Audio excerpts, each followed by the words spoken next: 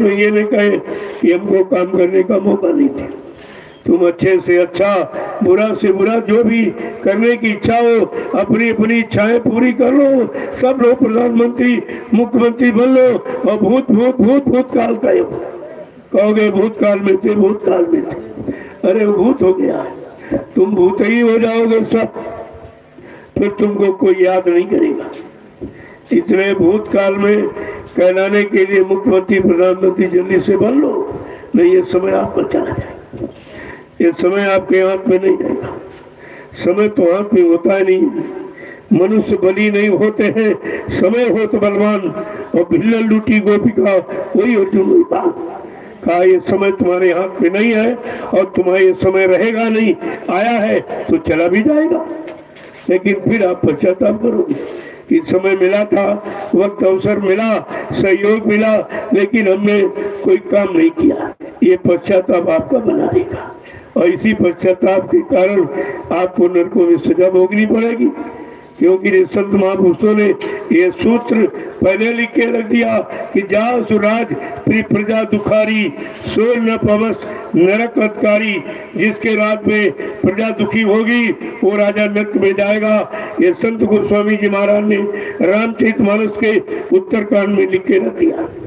मैं तो संतों के वचनों की बात कर रहा हूँ, मैं कोई अपनी बात थोड़ी कह रहा हूँ। इसको आप पढ़ लीजिए, तुम्हारी समझ में आ जाएगा। और क्या ये परेशानी, ये मुसीबतें तुम्हारी योजना बनाने से संपन्न नहीं होगी, क्योंकि तुम्हारे पास परमार्थ का ज्ञान नहीं है। जब तक परमार्थ का ज्ञान नहीं होगा, परमार्थ योजना नहीं बनेगी, तब तक कोई काम यहाँ देश दुनिया में नहीं हो सकता। कोई काम आप नहीं कर सकते। तुम जिसमें कदम रखते हो फेल हो जाते हो, जो भी सोचते हो तुम्हारा होता नहीं कुछ। क्यों नहीं हो रहा? क्योंकि तुम्हारे अंदर संत महापुरुषों के परमार्थी वचन नहीं है। इसलिए आप कोई वचन अपनी तरफ से उच्चारण करोगे सब झूठ हो जाएगा, समय पर सब झूठा हो जाएगा, क्योंकि तुमको भविष्य का ज्ञान नहीं है। और संत महापुरुष त्रिकालदर्शी होते हैं, भूत वर्तमान सबको जानने वाले। इसलिए समय के पहले ही यानी वर्तमान में बैठकर भविष्य की सारी भविष्यवाणियां कर देते कि ऐसा समय आएगा, इतना खराब आएगा, इतनी मुसीबत बीमारी परेशानी करने वाला आएगा, और उस समय से बचने के लिए तुम्हारे पास कोई युक्ति है? अभी विचार कर लो, नहीं बाद में आप पे दोष लग जाएगा, आप पर दोष लग जाएगा। बात तुम कहते हो कि ये योजना बनाएंगे, इनसे सुख शांति आ जाएगी, दवा और बना देंगे तो बीमारी चली जाएगी, डॉक्टर बढ़ा देंगे तो बीमारी चली जाएगी। लेकिन अगर जानी होती, कितने डॉक्टर बढ़ा दिए, कितने अस्पताल मेडिकल स्टोर आपने खोल दिए और तरह तरह की दवा बनाने की मिल और फैक्ट्रियां चला दी और बीमारी 1000 गुना आगे बढ़ी। ये तुम्हारे बस का हुआ? तो संत महापुरुषों ने बताया, वो बड़ी दिव्य आंख से देख के बता रहे हैं कि आगे का भविष्य जो परेशानी मुसीबत आपत्ति बीमारियों का आ रहा, वो तुम्हारी योजना से नहीं ठीक होगा। ऐसे बिल हरि भजन खगेसा और मिट्टी है न जीवन केर कलेसा। जिंदगी में आने वाले जितने भी कष्ट मुसीबत बीमारी महामारी लड़ाई झगड़ा है, ये सब भगवान के भजन से जाने, और भजन यहाँ कोई जानता नहीं, उसका इनको ज्ञान है नहीं। तो किस आंख का त्रिकालदर्शी होता है? का जीवात्मा के दिव्य आंख से त्रिकालदर्शी होता है, और इन आंखों से पैर तक का तुम्हें नहीं दिखाई देता। कांटा लग गया, दिखाई नहीं दिया था, तो तुमको तो कुछ भी नहीं, इन आंखों से कुछ नहीं देख सकते, न वर्तमान न भूत न भविष्य, कुछ नहीं। वो देखने की आंख परमात्मा ने सब को दी। वो जीवात्मा में एक दिव्य आंख है, दिव्य कान, एक नाक है, उससे आप सब कुछ देख सकते हो, सुन सकते हो कि आगे क्या होने जा रहा, वो आवाज कैसी आ रही, रोने वाली चीखने वाली, और आंखों से देख रहे कि बिल्कुल खून की बरसात हो रही। ये बाबा जी ने कितने पहले कहा, हमें तो खून बरसता दिखाई दे रहा, और तुम कह रहे सुख शांति आएगी, तुम कह रहे ये व्यवस्था बनेगी, और हमें तो खून बरसता दिखाई दे रहा। तो जो उन्होंने योजना बनाई बताई कि मतलब यानी सुख शांति आपके लिए हुआ, ये भी तो आपने नहीं सुना। तुमने जीवन के 69 वर्ष बेकार कर, फिर आप कब करोगे? कब करोगे? अरे काम करने की एक उम्र और समय होता है।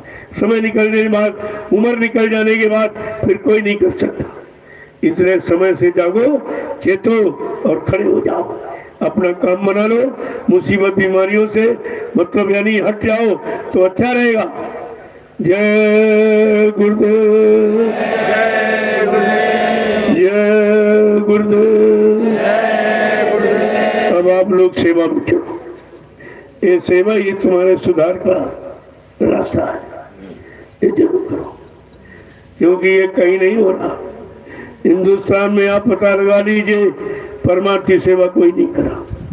सबको भीड़ से डर है, यहाँ भीड़ से काम हो रहा। बिल्कुल उल्टा है, देखिए आप, यहाँ भीड़ से ही काम हो रहा। लेकिन ये भीड़ वो भीड़ नहीं है जहाँ डर होता। डर होता कर का, अगर कुछ गलत नहीं किया तो डर किस बात का?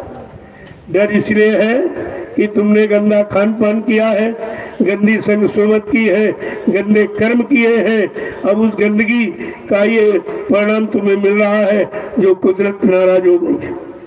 उसकी नाराजगी को खुशी में कोई इंसान परिवर्तित नहीं कर सकता, क्योंकि प्रकृति को मनाने का काम केवल संत महात्मा जानते हैं, क्योंकि उनका सीधा संबंध प्रकृति से ही होता है और प्रकृति का संबंध महात्माओं से होता है।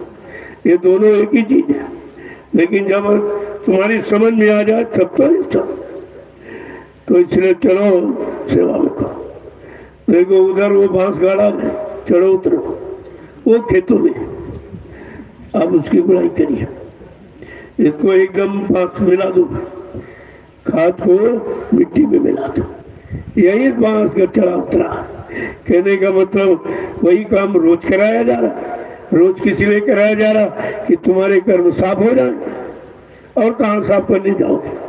वो तो नैमिषारण्य की तपोभूमि ही आपको बुला रही है कि अब भी आओ, हम 88,000 ऋषियों की तपस्या का लाभ ले लो, न ये भी लाभ तुम्हारे हाथ से निकला जा रहा। इसलिए यहाँ पर ये परमार्थी सेवा का शुभारंभ किया गया। आप लोग करिए इसको, धीरे धीरे करते रहोगे तो मन को खाली मत रखो। खाली मन शैतान का घर, ये शैतानी करेगा।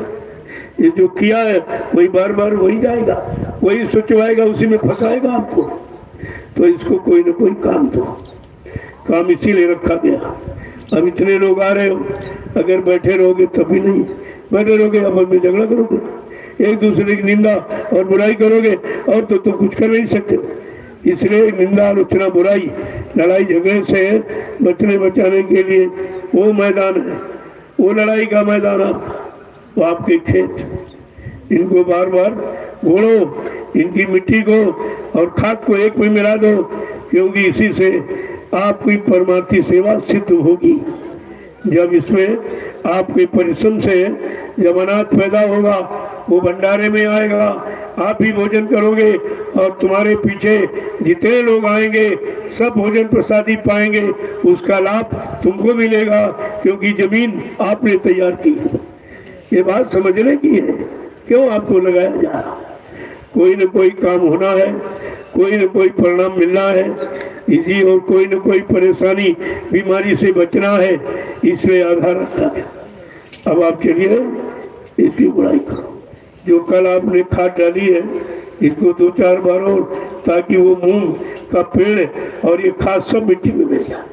पानी बरसेगा तब ये सड़ जाएगा और सब खादी हो जाएगी। आपको ऊपरी रासायनिक खादों का प्रयोग नहीं करना पड़ेगा, ताकि आपकी फसल एकदम निरोग हो। कोई रोग बीमारी जब उसमें नहीं तुम खाओगे तो तुम्हारे में नहीं होगी, तुम्हारे में भी नहीं होगी। जब तुम दवा वाला गेहूं, दवा वाली सब्जियां खा रहे हो, इसलिए तुमको रोज दवा खानी पड़ती है। रोज दवा इसीलिए आपको खानी पड़ती है क्योंकि आपने रोटी दवा की खाई, सब्जियां दवा की खाई, जितना खाते हो सब दवा का खाते हो, इसलिए दवा की आदत तुम्हारे अंदर बन गई है। धीरे धीरे ये सब यहाँ से समाप्त किया जा रहा। एकदम निरोग भोजन, निरोग मन शरीर सब हो जाएंगे। सब निरोग हो जाए, मन की बीमारी हट जाए और शरीर की, बस आपको और परेशानी क्या है? परेशानी तो उसी बात की। अब आप लोग चलिए, कुछ को उधर चले जाओ, वो आपका वो उधर बन रहा है। जो गुरु पूर्णिमा, अगर लॉकडाउन न रहा तो गुरु पूर्णिमा का कार्यक्रम यही होगा और बहुत विशाल भी होगा। अब की बार लोग एकदम दाते तले अंगुली दबाएंगे, ये सैलाब नैमिषारण्य की भूमि पर कैसे आ गया, इतना सैलाब हो जाएगा, सबकी अकल ठिकाने हो जाएगी, सबकी समझ में आ जाए कि एकता और संगठन और यूनिटी क्या होती है, ये समझ में आ जाएगा सब। ये तो प्रैक्टिकली रूप आपके सामने खड़ा कर दिया जाएगा समझने के लिए। देखो इंसानों का जमघट, ये इंसान यहाँ आए हुए, ये शैतान नहीं आए, इंसान आए, इनमें इंसानियत भरी गई है, इनका खान पान शुद्ध किया गया है, तब ये इंसान बन गई। अब इंसानियत का आपके सामने नमूना है कि यहाँ लाखों लोग एक साथ बैठ के भोजन कर रहे हैं, एक साथ बैठ के सत्संग सुन रहे हैं और एक साथ बैठ के सेवा कर रहे हैं और भजन पूजन करते हैं, और इनमें कोई किसी तरह का कुप्रभाव नहीं है, कोई बीमारी का प्रभाव, कोई लड़ाई झगड़े का प्रभाव, कोई जात पाती भेदभाव का प्रभाव, कुछ नहीं। सारे प्रभाव से दूर इन पर अपना प्रभाव होगा, इन पर किसी का प्रभाव नहीं होगा। ये आपको देखने को मिलेगा। समय मिला, मालिक की दया हुई तो ये सब आपको दृश्य देखने को मिलेगा। जय गुरुदेव, जय गुरुदेव, जय गुरुदेव। नाम किसका, जय गुरुदेव। नाम किसका, प्रभु का प्यारा नाम। अपनी बड़ी सेवा में जो जाने वाले हैं, मैंने शाम को बता दिया था कि शाम को अपना दर्शन दे दीजिए, मैं आपका दर्शन करूं, आपको प्रणाम कर लूं और प्रसाद दे दूं और कल आप चले जाना। देखो बार बार तंग मत करो, इस समय बहुत काम है, बहुत योजनाएं हैं, आपके हित में कितनी व्यवस्था बनाई जा रही है उसके लिए समय दे रहा हूँ। तो मैं कोई फुर्सत में थोड़ी बैठा हूँ, तो बड़े भाग से होता। आपने सेवा की है, परमार्थी सेवा, इसलिए मैं आप सबको प्रणाम करता हूँ और आप सबका दर्शन करता हूँ और आप सबको यानी परिश्रम का प्रसाद भी देता हूँ। ये तीनों काम हिंदुस्तान में कहीं नहीं हो रहे, कोई नहीं कर रहा, ये काम तो कोई कर ही नहीं सकता।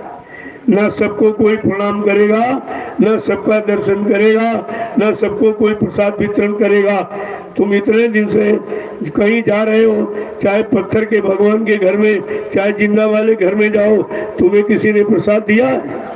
तुम प्रसाद खरीद के फूल ले जाते हो और वो ले लेता है, थोड़ा तुम्हारे डिब्बे से तुम्हें लौटा देगा, बाकी सब रख लेता। किसी ने प्रसाद बांटा नहीं है, ये अनोखा काम है हिंदुस्तान में।